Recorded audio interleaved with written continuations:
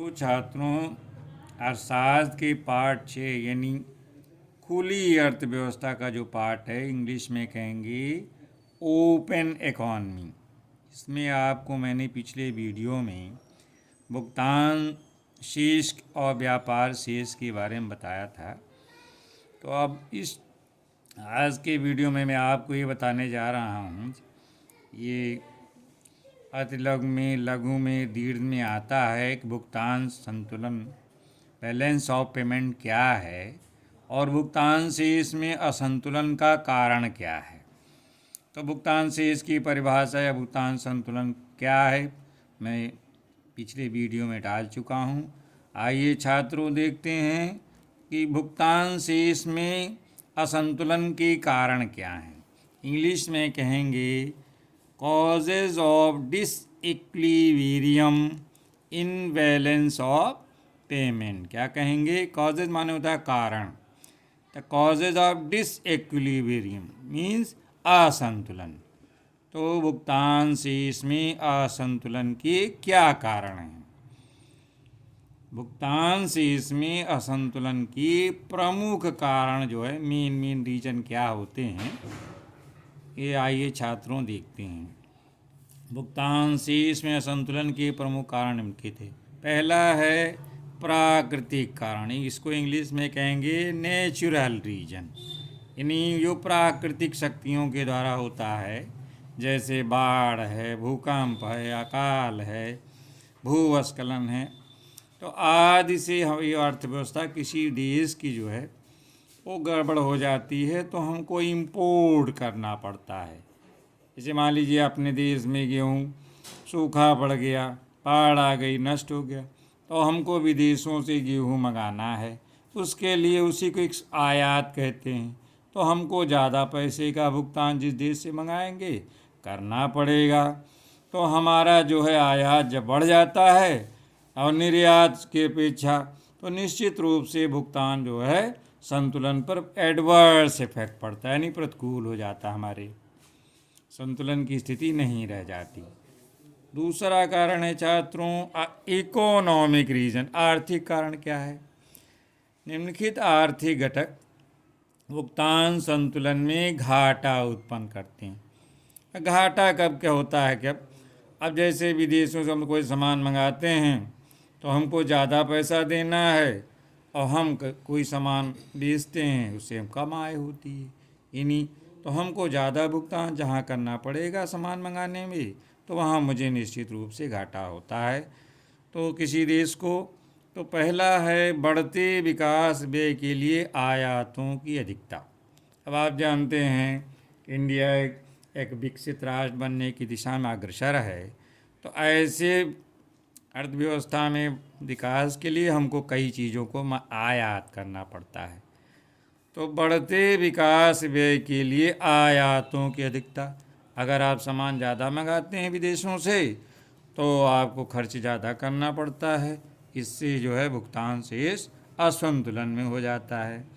व्यापार चक्रों का निर्यातों पर प्रतिकूल प्रभाव। अब व्यापार चक्र छात्रों आप नहीं जानते, ट्रेड साइकिल। व्यापार चक्र क्या होता है? अर्थव्यवस्था में कभी कभी मंदी की स्थिति आती है, यानी रोजगार ठप हो जाते हैं, व्यवसाय उद्योग धंधे बंद होने लगते हैं, लोगों को रोजगार नहीं मिलता, तो उसको मंदी की स्थिति कहते हैं। और जब व्यापार रोजगार उद्योगों में प्रगति होती है सो बूम की स्थिति कहते हैं। इसी को अर्थशास्त्र में व्यापार चक्र कहते हैं, यानी मंदी और बूम की स्थितियाँ आती रहती हैं। तो अगर मंदी की स्थिति है और हम निर्यात जो है नहीं कर पा रहे हैं, तो ये एडवर्स प्रभाव पड़ता है भुगतान संतुलन पे, यानी ज़्यादा खर्च करना पड़ेगा। तो व्यापार चक्रों का निर्यातों पर प्रतिकूल प्रभाव पड़ता है। ऊंची घरेलू कीमतों के कारण, जैसे यहाँ इन्फ्लेशन बढ़ता है, महंगाई बढ़ती है, कीमतें बढ़ जाती सामानों की, तो आयातों में लोग बाहर से सामान मंगा ले लेंगे, सस्ता पड़ता है, तो आयातों में वृद्धि हो जाती है, यानी इम्पोर्ट हम बाहर से करने लगते हैं। यहाँ गेहूँ 100 रुपये किलो है, बाहर जो है 50 मिल रहा है, तो कोई भी विद्यमान आदमी वहाँ से मंगाएगा तो इम्पोर्ट बढ़ जाएगा, और उसके लिए हमें भुगतान ज़्यादा करने पड़ेगा। आयातों में वृद्धि हो जाती है और निर्यात में कमी आ जाती है। तो यानी ऊंची घरेलू कीमतों के कारण आयातों में वृद्धि और निर्यातों में कमी, ये कारण है आर्थिक कारण में तीसरा कारण है। चौथा है विदेशों में पूर्ति के नए स्रोत, नई और प्रतियोगी वस्तुओं की खोज। अब मान लीजिए आप विदेश को कोई सामान बेचते हैं और वहाँ जो उस देश के लोग उस चीज़ को स्वयं बनाने लगते हैं, नए स्रोत खुल जाते हैं, नई टेक्नोलॉजी आ जाती है। तो अब आप वहाँ ने अपने सामान को नहीं बेचते तो आपका निर्यात कम हो जाता है, निर्यात कम हो जाएगा तो कमाई कम होगी, तो इससे भुगतान शेष में असंतुलन की स्थिति आ जाती। छात्रों, मुझे आप लोग जो है मेरे वीडियोज़ को पसंद करते हैं तो इस वजह से उत्साहवर्धन होता है, इसीलिए मैं इसमें अर्थशास्त्र, जो कि थोड़ा सा नीरस विषय लोग मानते हैं, हालांकि बहुत ही इंटरेस्टेड विषय है, इसको जो है समझने का प्रयास करें तो बहुत ही आसान भाषा में प्रैक्टिकल में समझेंगे तो बहुत अच्छी तरह समझ में आ जाएगा और परीक्षा में भी अच्छा जो है आप लिख सकते हैं। तो इसी भाषा में मैं आपको समझाने का प्रयास करता हूँ, आशा इससे आप लाभान्वित होंगे। तो छात्रों, देखते हैं तीसरा क्या है, राजनीतिक कारण, पॉलिटिकल रीज़न। इंग्लिश में बता देता हूँ जिससे चार बच्चे जो है उसको हिंदी, इंग्लिश और हिंदी दोनों में समझें। निम्नलिखित राजनीतिक घटक भुगतान संतुलन को असंतुलित करते हैं, डिसइक्वल कर देते हैं।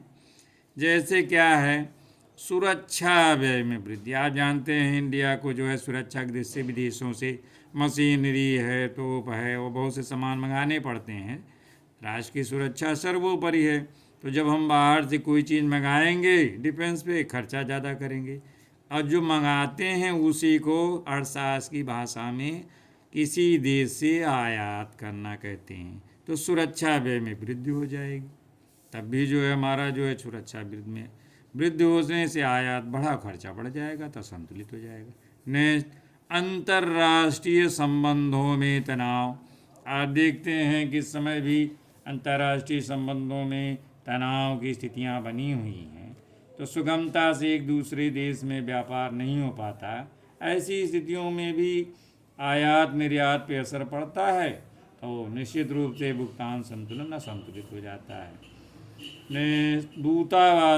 दूतावासों का विस्तार और उनका रखरखाव।